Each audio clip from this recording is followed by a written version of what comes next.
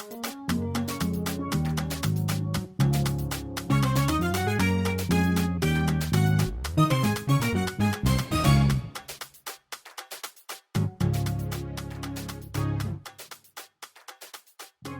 everybody. My name is Shankari Goldstein. I'm in Charlottesville, Virginia. My farm, I started it about 3 years ago. I'm a certified yoga instructor and a festival and events coordinator. I'm also a social justice activist and environmental activist. So this is a real pleasure to be with all of you today.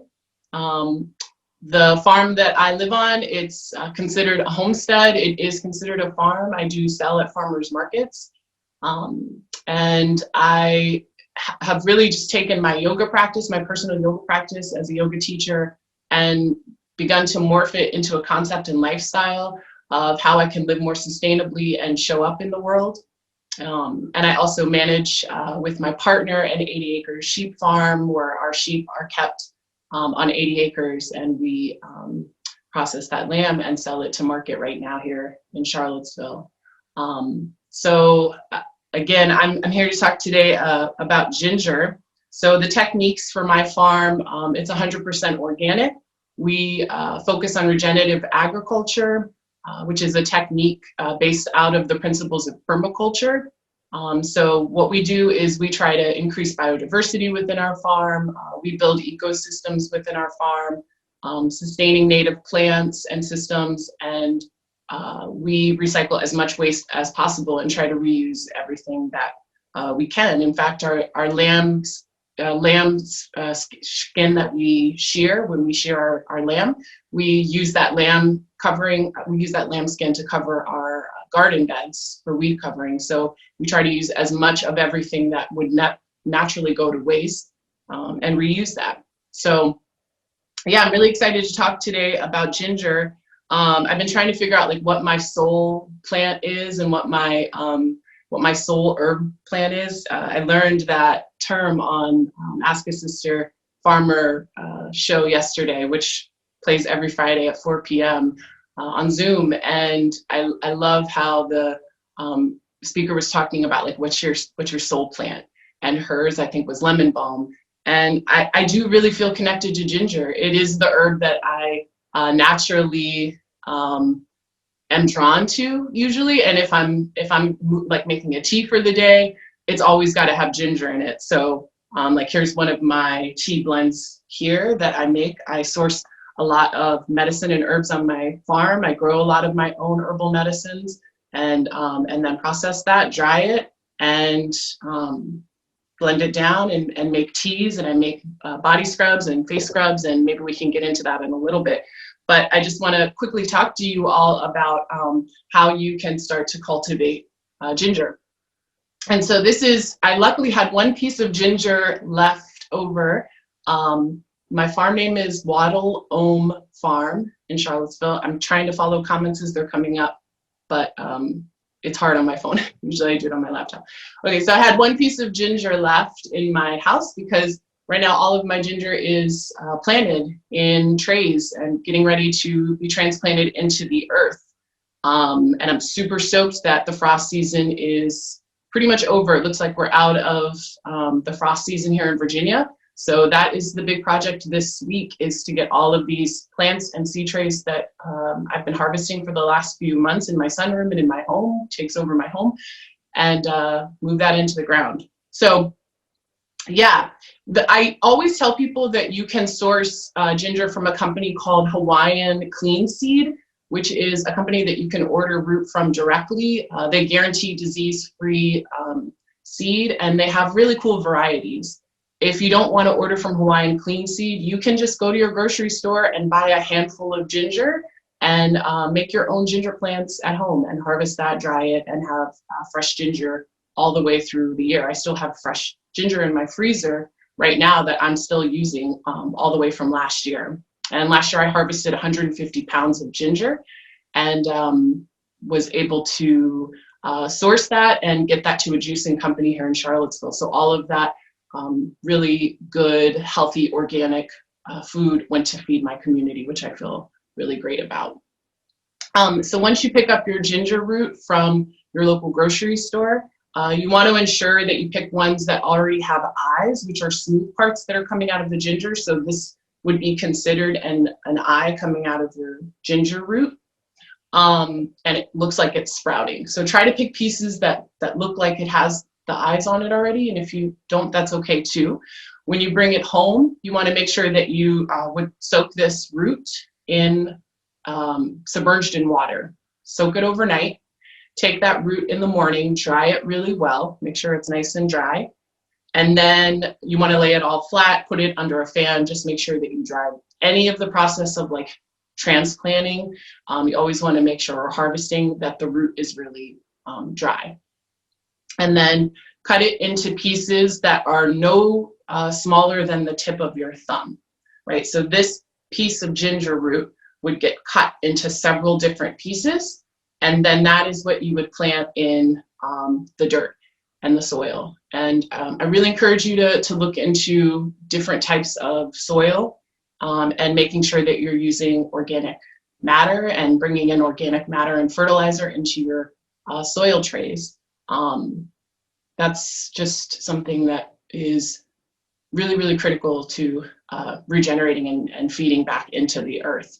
And then you would take those chunks, hopefully you can see this all here, and go ahead and plant those ginger roots into a tray flat.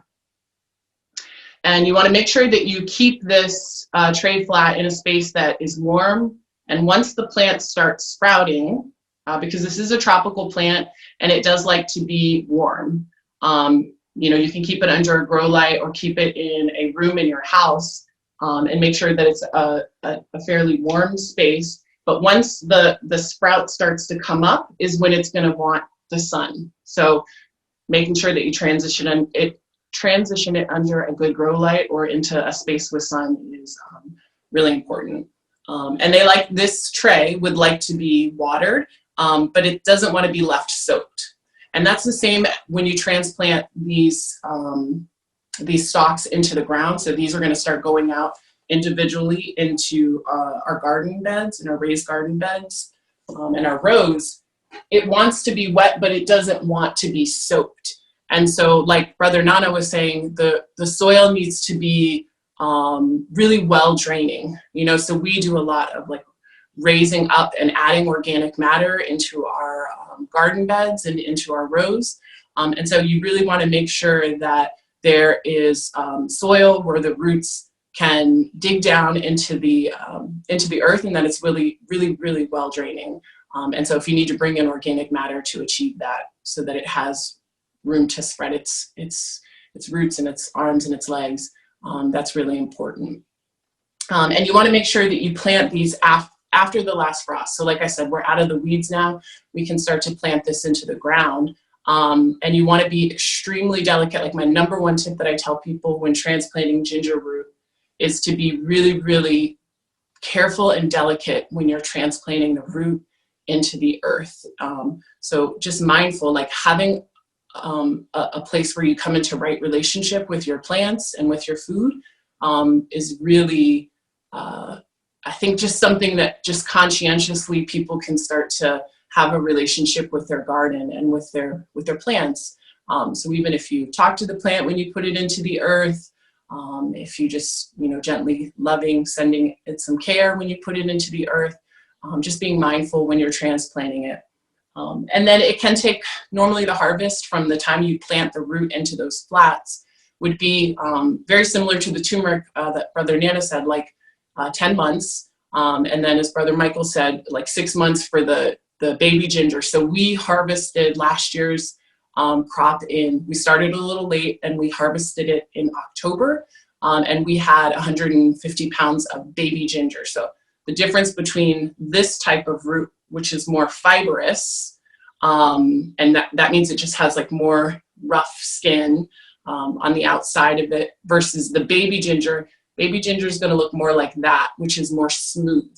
And the biggest difference between the more mature ginger is more fibrous, the texture, the rough spots, It's a little harder to just take this piece and just throw it into a blender because you've got to peel all the skin off.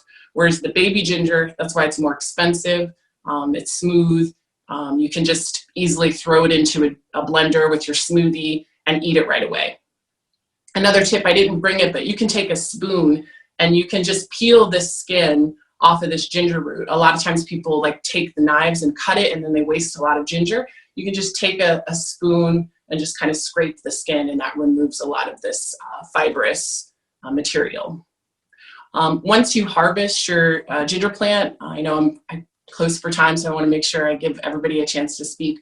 Once you harvest it, the hardest part of ginger, like Brother Nano said, like you can just leave it. It's very pest resistant. It doesn't need a ton of water. It just wants to be able to drain really well, needs a lot of sun, and it's very manageable. Like there were like a whole weeks that I didn't get to my ginger plant and water it, and it's very resilient. It's one of the easiest plants to grow, low maintenance. The hardest part is actually just cleaning it and getting all of that root out of the earth, getting a nice strong spray nozzle and cleaning it out, cleaning all of the root, the dirt off, and laying that out flat to dry, and being able to harvest that and get that out. And so then you can take all of that, like Brother Michael said, and you can turn that into ginger root. And the benefits of ginger, it's very similar to turmeric. These things are really great antiviral, great for appetite stimulants, reduces nausea and vomiting, some morning sickness. Really, it's a fire herb, and so it really like helps create the inner fire in your digestive system, and it's full of vitamin B and vitamin C. So all of those things are just really great additions to your medicine cabinet. And you can make ginger scrubs, take some warming lemon, some sugar, lemon rinds, lemon oil, ginger oil, mix all of that up with some almond seed oil and make a really nice scrub and take that into your bath. So there's so much you can do with both of these herbs. I think that's it. Is there any questions coming in, or I know I only have a certain amount of time, Michael.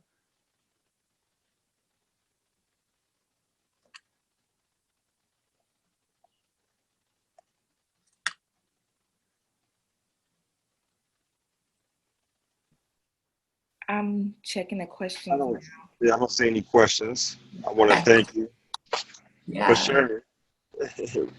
Very informative. What do you sell your ginger at? Yeah, I mean, this is my second year doing large ginger crops, and so mostly I've just been selling to juicing companies here. We do sell at local farmers markets here in Charlottesville. We'll see. The goal is to really start to cultivate a system here in my farm where people can come out and do workshops and start to learn what it means to decolonize the food system and how we create a different type of relationship with the earth and our food. And so, right now it's such a small scale thing that we're looking more to like do CSAs and working with individual companies to move our product.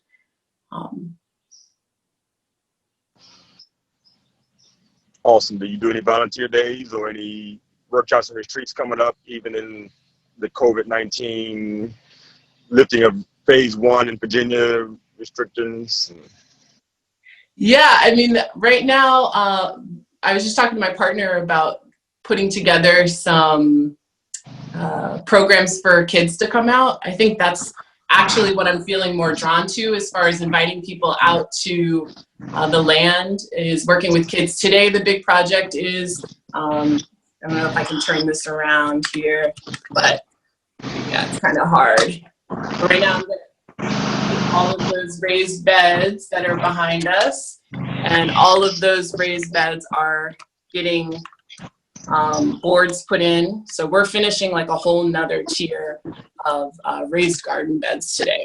So the infrastructure is, right now we're in the infrastructure process of putting in a lot of beds that we have a ton of food. And the goal is to be able to grow enough food that we can feed at least 50 families. That's my goal. That's what I'm envisioning, whether that's through a CSA and just continuing to focus on the farmer's market. But a lot of this stuff that I grow, a lot of this medicine, a lot of this ginger, you know, I make salt scrubs and I make body products and I sell that at the farmer's market as well here locally in Charlottesville. Mm-hmm. With the beauty products, you know, I would say there's tons of recipes out there. You can mix it with honey, you can mix it with lemon, you can mix ginger oil, you can use powder ginger,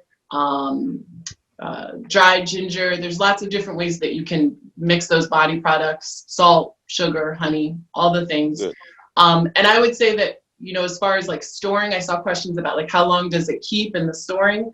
I would just make enough for you to use, and then you can store a lot of it in the refrigerator, and it's just like real food. So there is a shelf life. You know, you don't want to keep stuff for more than a year, maybe even less than that, depending on what you make and what you're mixing it with, because it is like real, this is all like organic food and matter that we're talking about. So it's not something that has a shelf life of years and years and years and years, depending on how you make the product. So I just want to make that clear that just make enough for you to use, you know, when you need to use it, and you can gift it to people too, and just make sure you tell them a shelf life so that they don't use rotten products. Rotten turmeric and ginger. Yeah. Okay. But feel free to reach out to me on Instagram if you're feeling compelled to share more. You can private DM me on Instagram, and I have a website, shankarinow.com, SHANKARI now.com.